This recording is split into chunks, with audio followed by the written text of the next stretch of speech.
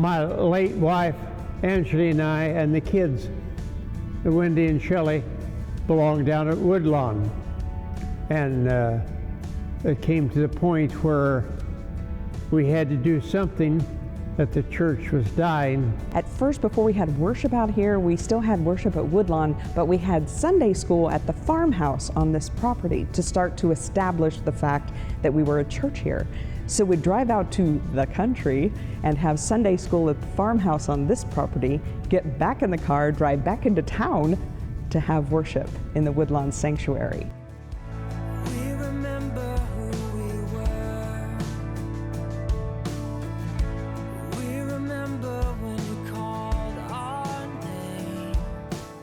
The choir was the main thing that was offered because, you know, we were part-time directors and we were relatively small, like 300 members at the time. There were about 25 of us, and there's a picture up in the upstairs of that original choir.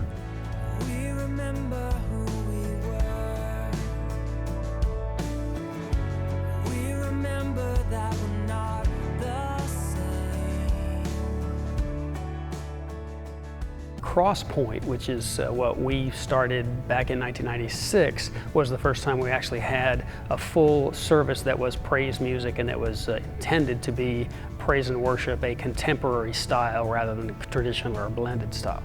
Some people look at this church and say, oh, but it's so big. It's big, but so much of it is devoted to the needs of the people who are there. Having a special needs ministry where people can have their own space and their own time and their own kind of worship has brought in people from all over our community. Having a university praise where there's music that speaks to younger people in a little more relaxed setting has brought in a whole different group of people. Wonderful traditional sanctuary services that we all love and adore. We haven't stopped doing that. We haven't stopped doing the important things. We've just expanded in order to serve more of God's children.